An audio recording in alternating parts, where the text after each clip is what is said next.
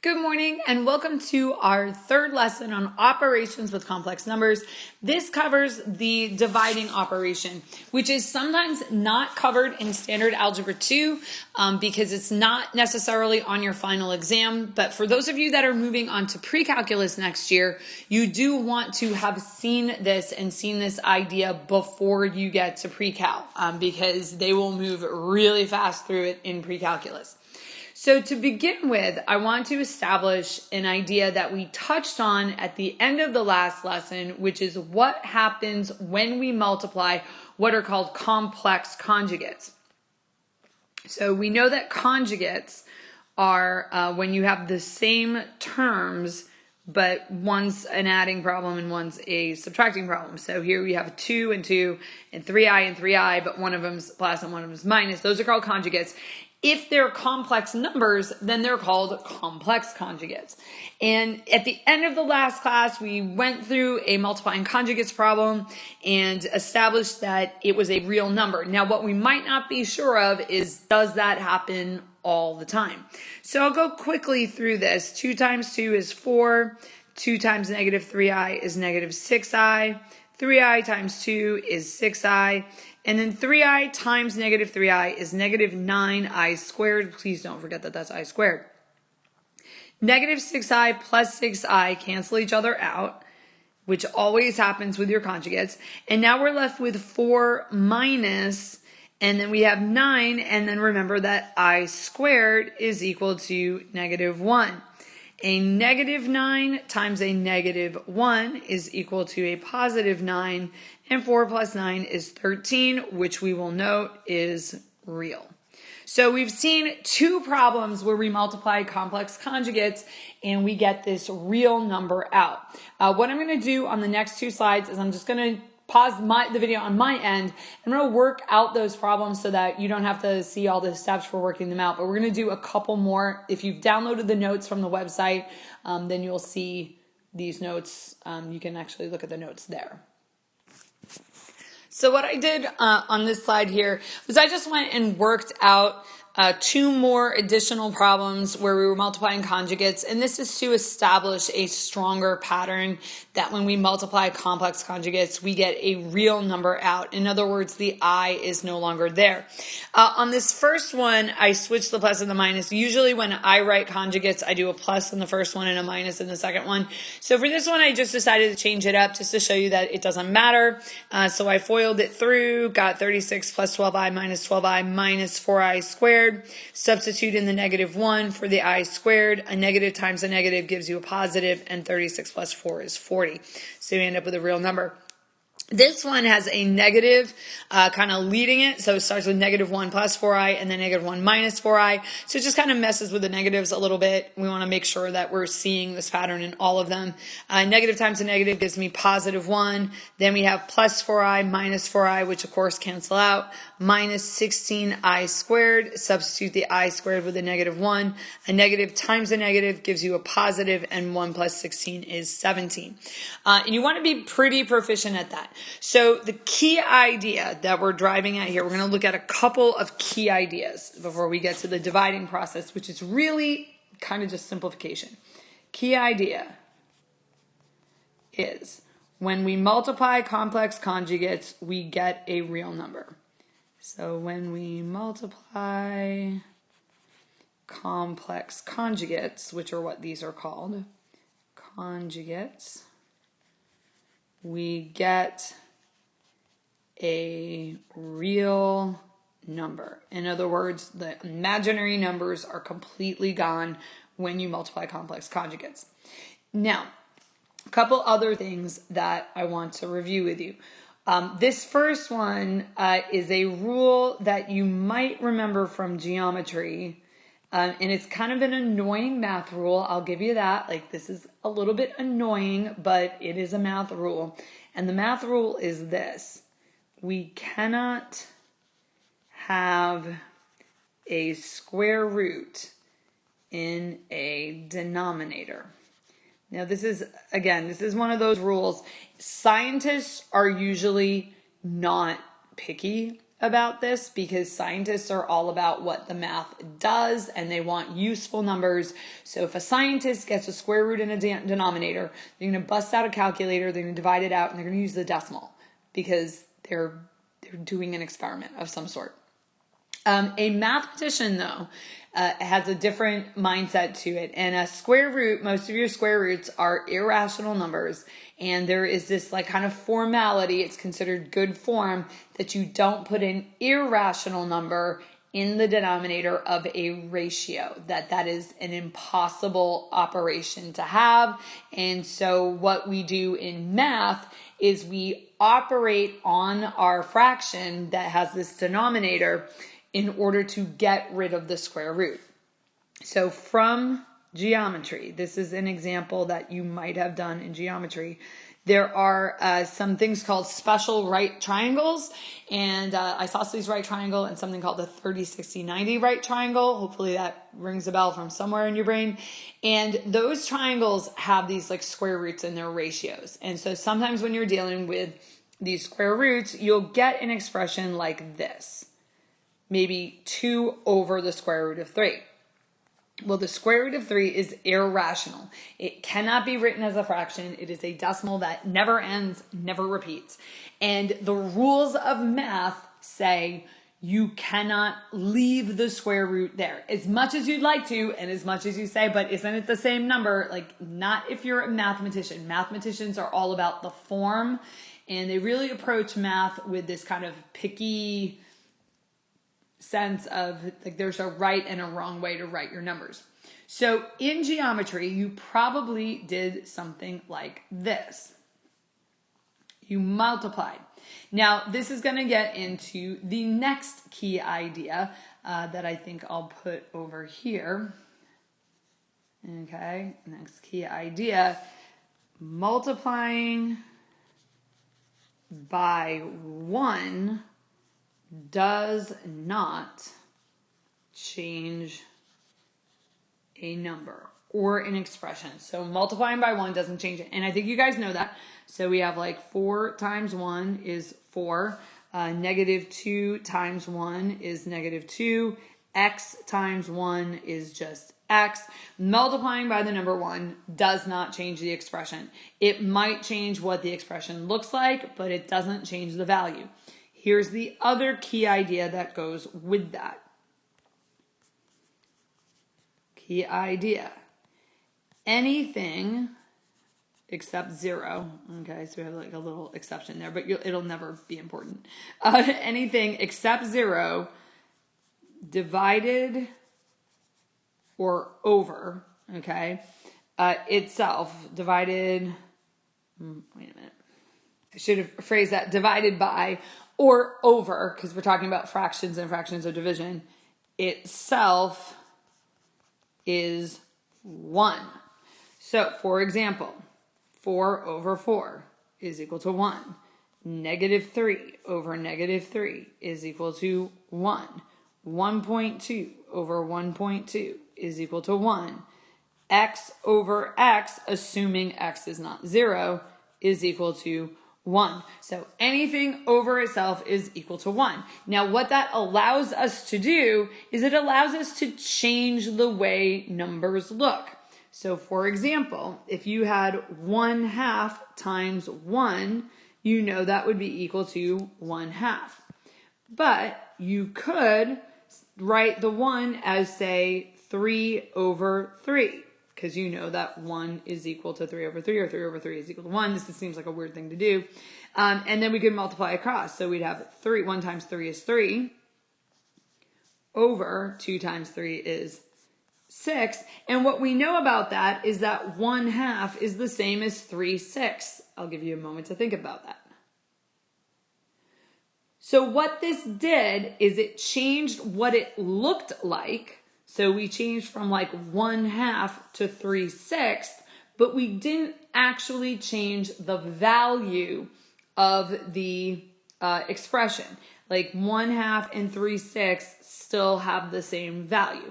So this is all stuff that you've had before, you've used it, you've you've had it before and you've used it. You use it to like add and subtract fractions, find common denominators, simplify fractions, like use this as principle. But sometimes the ideas get lost when we start applying them in other classes. So I'm going to click back to the problem that we were doing. What you might have done in geometry is you might have multiplied by the square root of 3 over the square root of 3. Now, why that's important is that this is equal to 1, which means it's not going to actually change the value of this fraction here, because this fraction times 1 is still going to have the value of that fraction. What it is going to do is it's going to change what the fraction looks like.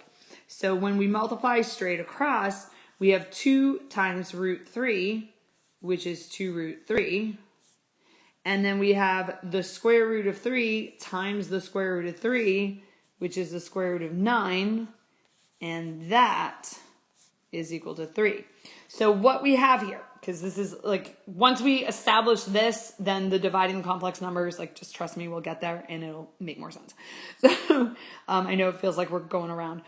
2 over the square root of 3 has the same value as 2 root 3 over 3. Notice how I'm saying it out loud as well. 2 root 3 over 3 has the same value, but what we've done is we've complied with this notion that you can't have the square root in the denominator. And so we've rewritten it as a square root in the numerator instead, and now we have an integer in the denominator. So how does this relate to complex numbers? Because I is equal to the square root of -1, not -1, the square root of -1, we can't have an I in our denominator, which means we need to have a way to get I out of there. Like we need to get I out of there. But let's go back to the beginning of the lesson. Rewind to right here. If we multiply by the conjugate, we can get rid of the I. So how is all this going to be put together? We're going to have a division problem, dividing complex numbers. We're going to have an I in the denominator. We need to get rid of the I. We can get rid of the I if we multiply by the conjugate. When we do that, we have to make sure that we multiply by the number 1 so that we don't accidentally change the value of the fraction. It's not as hard as it sounds, so let's go through an example. It's like kind of tedious, a little bit long, but it's not difficult. So let's take a look at the division problem.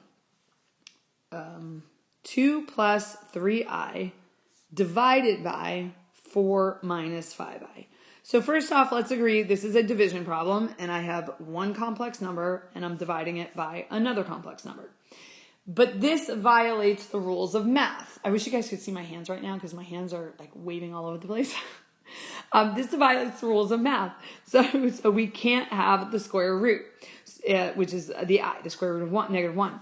So we need to get rid of this I, but we have a way to do it. So here's the goal. We want to rewrite without the I in the denominator. So I'm going to give you, how do I want to do this? I'm going to do it on the next slide, and I will color code the steps of the process so that you can match them up. But there's really only 3 steps. Most of this is just going to be multiplying and a lot of simplifying.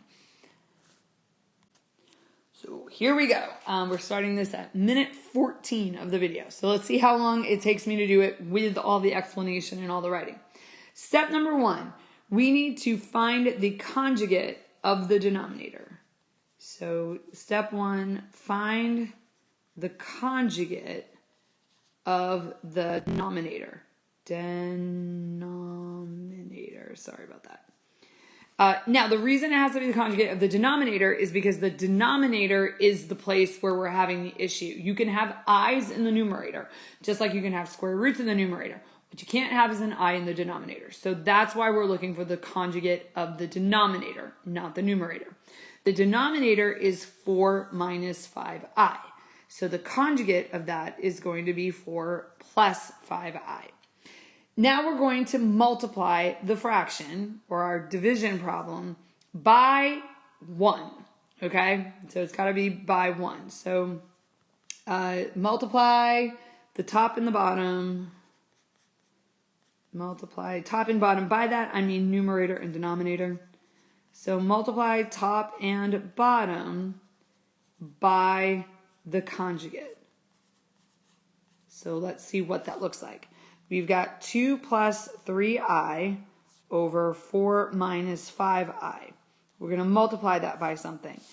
We're going to multiply the denominator by 4 plus 5i. Here's why we're multiplying the denominator by 4 plus 5i.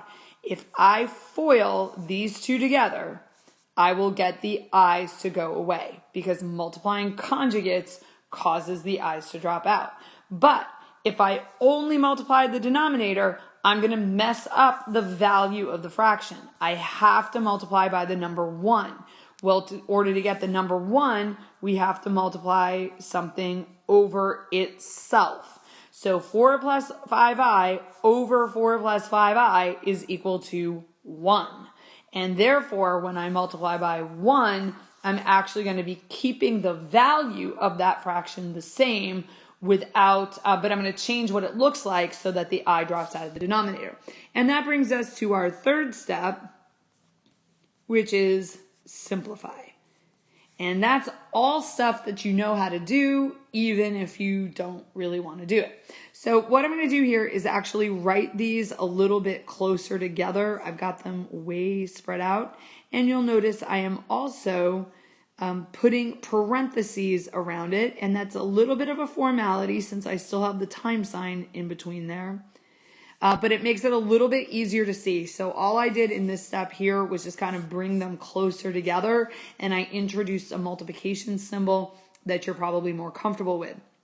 So now I need to go over to the other side. We're going to FOIL that together, and then I'll see you at the end. So foiling it together. You know what? Let me copy it over again. We've got 2 plus 3i over 4 minus 5i, and we're multiplying that by 4 plus 5i over 4 plus 5i. Okay, hopefully you guys didn't need to rewrite that because you're in a notebook. 4 times 2 is 8. 2, I don't know why I said 4 times 2. 2 times 4, just that's the direction my hand was going. 2 times 5i is 10i. 3i times 4 is 12i. And 3i times 5i is 15i squared. Please don't forget the squared. On the denominator, 4 times 4 is 16.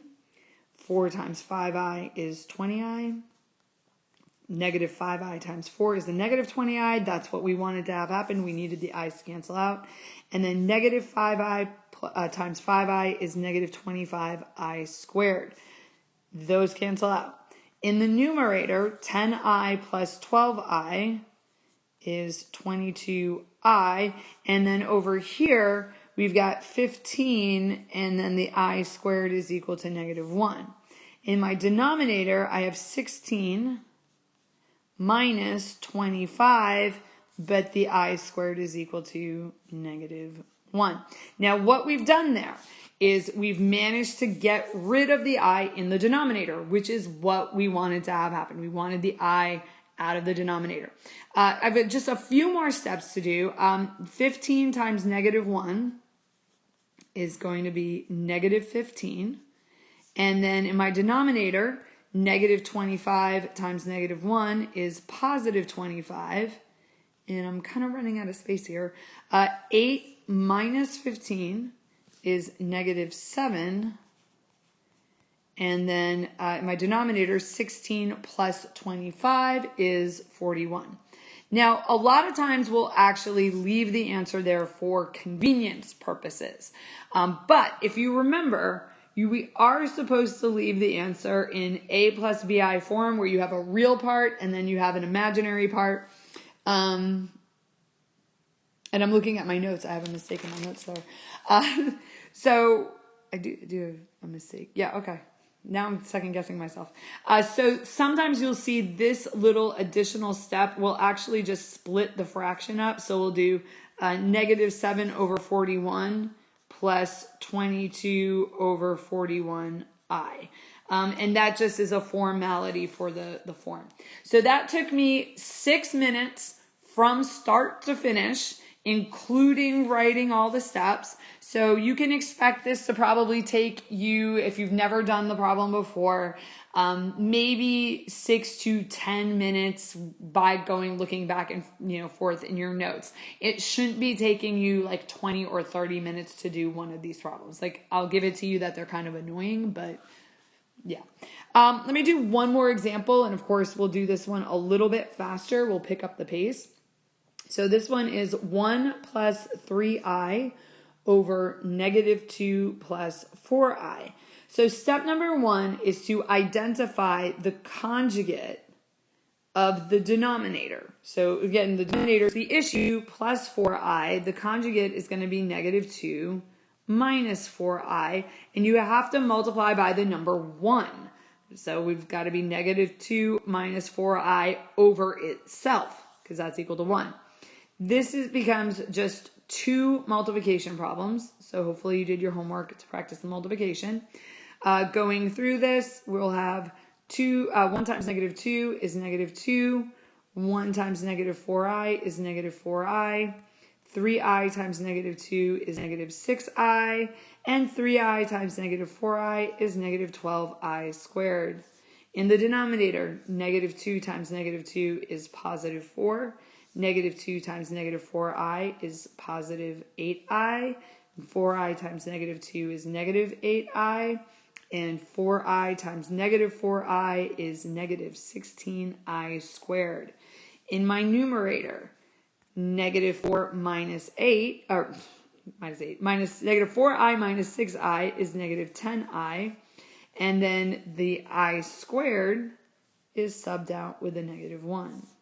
In my denominator, the middle part cancels out. A lot of people will actually stop writing it because they know it's going to cancel out. And we are left with 4 minus 16 times negative 1.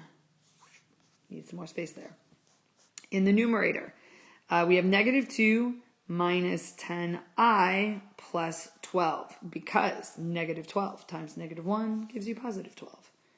In my denominator, we have negative 16 times negative 1, which is a positive 16. And then my last step, negative 2, we're going to combine that with the 12 over there, and that's going to give us 10 minus 10i. And then 4 plus 16 is 20. A lot of times you can stop there, but let's go ahead and finish this. Let's split this up. So 10 over 20 minus 10 over 20i. So what I did was I split the two fractions up. And now that we do that, you realize, oh, we can actually simplify that into 1/2 minus 1/2 I. Now I'm aware that I did that second problem at a whoa. It's always weird when that happens. And then I hear the playback and you can't see anything. You guys can't see at all what I just did. I just dragged half of the work right off the screen. I picked up the pace substantially on that. That took me about 3.5 minutes to do all of that work. That's what happens with practice. I've done tons of these. I don't expect you to do them as fast as me, but I do expect you to be practicing so that you are able to get faster at them. So by the time you take a quiz, you should be substantially faster than the first time you try to do it. So I've got 2 practice problems. I don't know where we'll be in terms of time at this point, but I'll go ahead and put the practice problems up there to give you a chance to kind of practice with this. The answers to these practice problems, the first one is negative 9 over 20 minus 13 over 20i. I'm copying this off my own notes, so hopefully they're right. And the second one is negative 4/5 plus 3/5 I. If you think the second one looks easier, then by all means start with the second one. Yeah. And we'll pick it up from there. And that's it for the next quiz. So the next quiz is just going to be on I stuff. And yeah, so there we go.